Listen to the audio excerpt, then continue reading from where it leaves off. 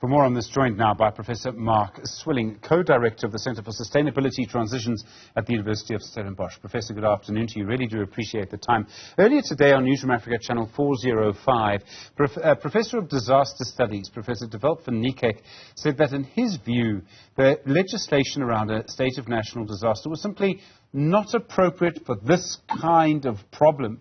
In fact, he went so far as to say that the Centre for National Disasters shouldn't legally declare it a national disaster to allow the president to declare it as such. How do you feel? I mean, would declaring it a state of national disaster help us at all generate more electricity? Well, back in July, when this matter was discussed, after the National Planning Commission made a suggestion of some kind of emergency, was that neither the state of emergency legislation nor the national disaster legislation would be appropriate. So I think we need to take seriously the president's comments that they still have to work out the details of the exact legal instrument that would be required. I think he's probably right with respect to a conventional state of disaster. But I think what we're looking at is something that is more focused on a particular sector, and in particular, a major institution, Eskom. What would be right? I mean, the obvious thing is we need more electricity. We understand that Eskom's coal-fired power fleet is in all sorts of trouble. It takes time for IPPs and other power generators to come on. Is there anything that can be done in the shorter term? I'm not seeing many ideas from many people at this stage. Well, I think the idea of some kind of declaration of a disaster that makes it possible for executive decisions to be made that will in turn make it possible to short-circuit a lot of the bureaucratic red tape that prevents rapid action. So a lot of our procedures in terms of the PFMA are appropriate for a vast number of activities of government. But we're almost like in a war situation where war actions, war procedures are required. And I think that's the spirit in which we need to interpret this announcement. We are in such a dangerous place with such disaster looming that we do need to act quickly. And we can't have station managers running power stations, filling in forms until midnight and waiting for authorization from above that might come weeks or even months later. We just can't have that. We can't have a situation where Eskom sends in applications to bypass normal procurement procedures to National Treasury and they don't get a response for months.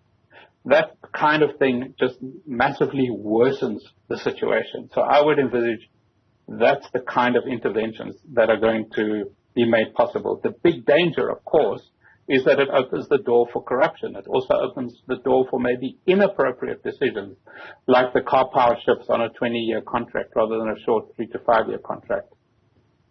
So it seems to me that in a country which is frankly divided, we will get to stage 6 loadshedding, and people start blaming each other. There's a blame game. The president and others say we need a national effort.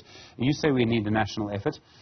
But I think plenty of people are going to say, well, there's nothing in it for me to be a part of the national effort. We must just continue to blame the governing party. And that seems to my mind, be where our politics or where our national conversation is stuck on this. People are much more interested in blaming each other than in actually doing something. Yeah, I think you're absolutely right.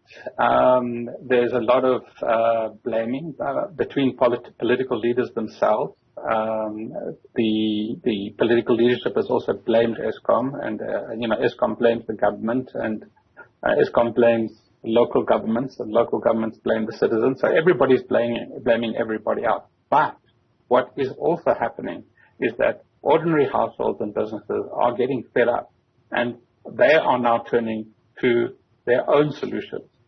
And the solar PV providers get 17,000 requests per day, according to News 24, and that is real. That shows that there is massive pent-up demand at the grassroots level, where people actually are now so fed up that they want to go for their own solutions, and it is possible.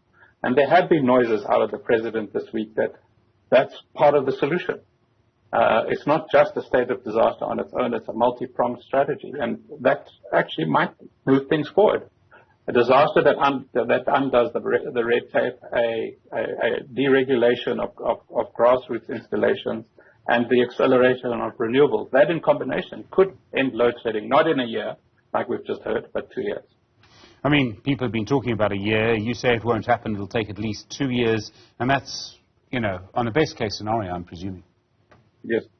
No, that's a best case scenario. That assumes, for example, that we have an energy availability factor that averages out at 60%, not the 75% that government has talked about. It assumes that a large number of households and businesses will be able to procure their own solar rooftop solutions. And it also assumes that this kind of disaster intervention will free up, for example, the station managers in charge of the 15 power stations to have more autonomy to get things done quickly so that they can start repairing the machine. But they don't really have the space to do that until there's new generation capacity on the grid so that they can switch off some of the machines and fix them. Professor Mark Swilling, thank you, co-director of the Centre for Sustainability Transitions at the University of Stellenbosch.